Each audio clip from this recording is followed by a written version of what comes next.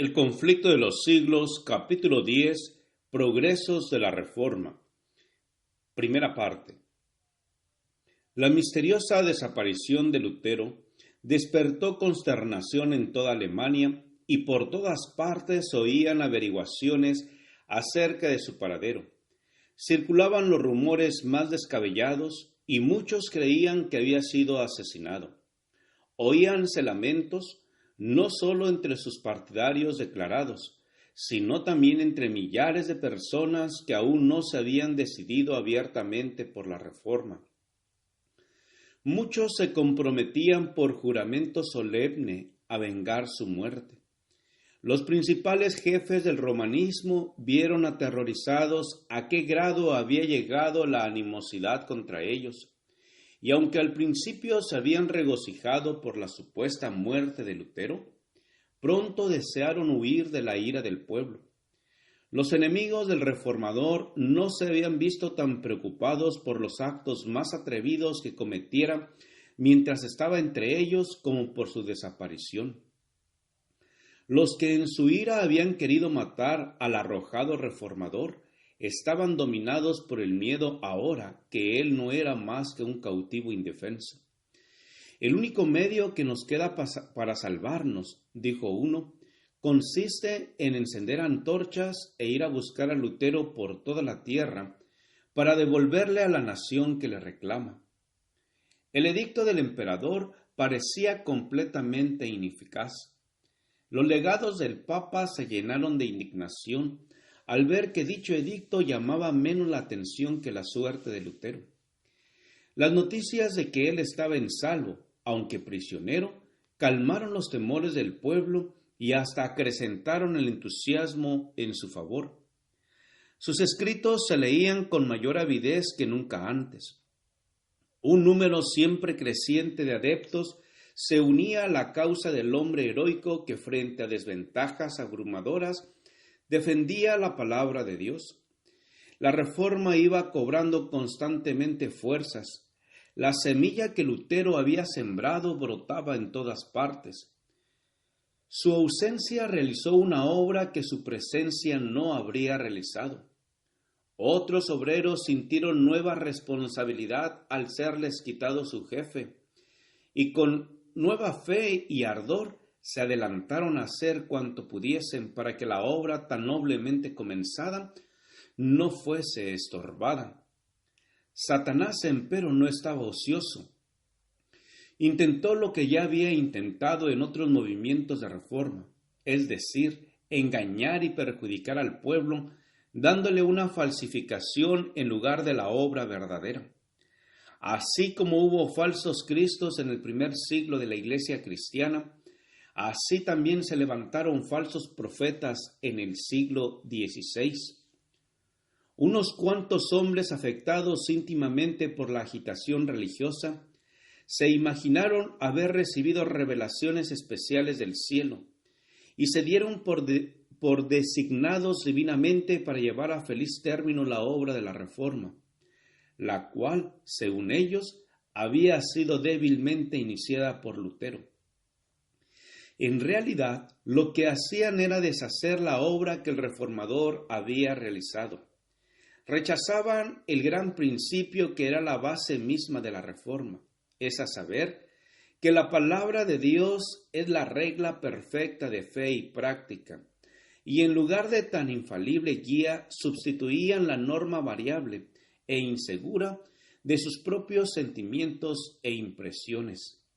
Y así, por haberse despreciado al único medio seguro de descubrir el engaño y la mentira, se le abrió camino a Satanás para que a su antojo dominase los espíritus. Uno de estos profetas aseveraba haber sido instruido por el ángel Gabriel. Un estudiante que se le unió abandonó los estudios, declarándose investido de poder de Dios por Dios mismo para exponer su palabra. Se les unieron otros, de por sí inclinados al fanatismo. Los procederes de estos iluminados crearon mucha excitación.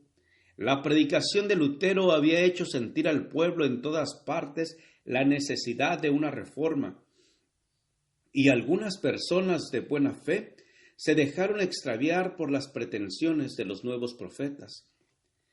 Los cabecillas de este movimiento fueron a Wittenberg y expusieron sus exigencias a Melanchthon y a sus colaboradores.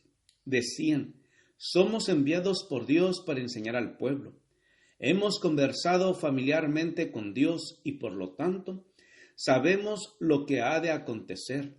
Para decirlo en una palabra, somos apóstoles y profetas y apelamos al doctor Lutero. Los reformadores estaban atónitos y perplejos.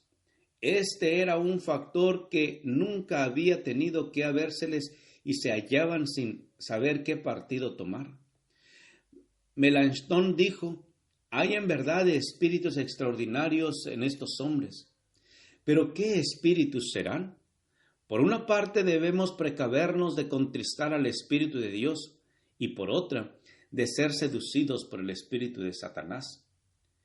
Pronto se dio a conocer el fruto de toda esta enseñanza. El pueblo fue inducido a descuidar la Biblia o a rechazarla del todo. Las escuelas se llenaron de confusión. Los estudiantes, despreciando todas las sujeciones, abandonaron sus estudios y se separaron para la universidad. Los hombres que se tuvieron a sí mismos por competentes para reavivar y dirigir la obra de la Reforma, lograron solo arrastrarla al borde de la ruina. Los romanistas, recobrando confianza, exclamaban alegres: un esfuerzo más y todo será nuestro. Al saber Lutero en la Wartburg lo que ocurría, dijo en profunda consternación: siempre esperaba yo que Satanás nos mandara esta plaga. Se dio cuenta del verdadero carácter de estos fementidos profetas y vio el peligro que amenazaba a la causa de la verdad. La oposición del Papa y del Emperador no le habían sumido en la perplejidad y congoja que ahora experimentaba. De entre los que profesaban ser amigos de la Reforma, se habían levantado sus peores enemigos. Las mismas verdades que le habían producido tan profundo regocijo y consuelo eran empleadas para despertar pleitos y confusión en la Iglesia. En la obra de la Reforma, Lutero había sido impulsado por el Espíritu de Dios y llevado más allá de lo que pensara. No había tenido el propósito de tomar tales resoluciones ni de efectuar cambios tan radicales. Había sido solamente instrumento en manos del poder infinito. Sin embargo, temblaba a menudo por el resultado de su trabajo. Dijo una vez: si yo supiera que mi doctrina hubiera dañado a un ser viviente por pobre y obscuro que hubiera sido, lo que es imposible, pues ella es el mismo Evangelio, hubiera preferido mejor morir 10 veces antes que negarme a retractarme.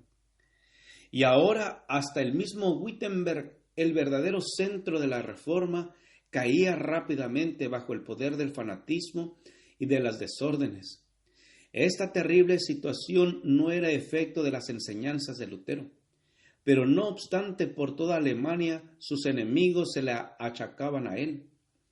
Con el ánimo deprimido, preguntábase a veces a sí mismo: ¿será posible que así remate la gran obra de la Reforma? Pero cuando hubo orado fervientemente al respecto, volvió la paz a su alma. La obra no es mía sino tuya, decía él, y no consentirás que se malogre por causa de la superstición o del fanatismo. El solo pensamiento de seguir apartado del conflicto en una crisis tal le era insoportable, de modo que decidió volver a Wittenberg. Gracias por escuchar este audio. Te invito a escuchar el siguiente capítulo.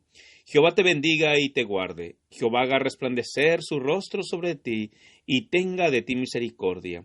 Jehová alce sobre ti su rostro y ponga en ti paz. Con aprecio, el pastor Juan Manuel Flores Espinosa.